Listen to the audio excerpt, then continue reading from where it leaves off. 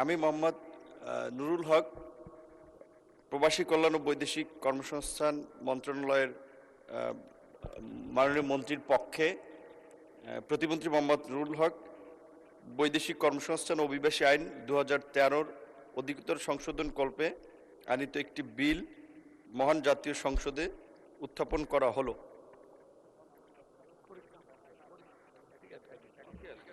কল্যাণ ও বৈদেশিক কর্মসংস্থান মন্ত্রণালয়ের প্রতিমন্ত্রী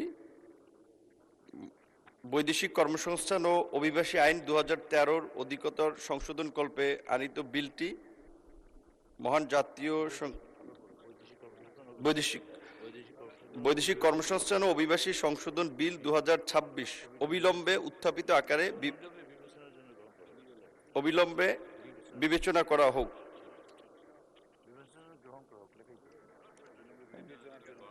আবার বলেন। আমি মোহাম্মদ নুরুল হক, প্রবাসী কল্যাণ ও বৈদেশিক কর্মসংস্থান মন্ত্রণালয়ের প্রতিমন্ত্রী বৈদেশিক কর্মসংস্থান ও অভিবাসী আইন 2013 অধিকতর সংশোধন কল্পে আনিত বিলটি বৈদেশিক কর্মসংস্থান ও অভিবাসী আইন সংশোধন বিল 2026 উত্থাপিত আকারে বিবেচনা করা হোক।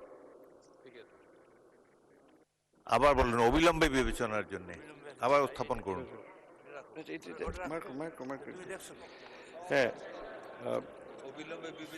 আমি মোহাম্মদ নুরুল হক, প্রবাসী কল্যাণ ও বৈদেশিক কর্মসংস্থান মন্ত্রণালয়ের প্রতিমন্ত্রী বৈদেশিক কর্মসংস্থান ও অভিবাসী আইন 2013 অধিকতর সংশোধন কল্পে আনিত বিলটি বৈদেশিক কর্মসংস্থান অভিবাসী সংশোধন বিল 2026 অবিলম্বে উত্থাপিত আকারে বিবেচনা করা হোক। অবিলম্বে বিবেচনার জন্য গ্রহণ করা হোক।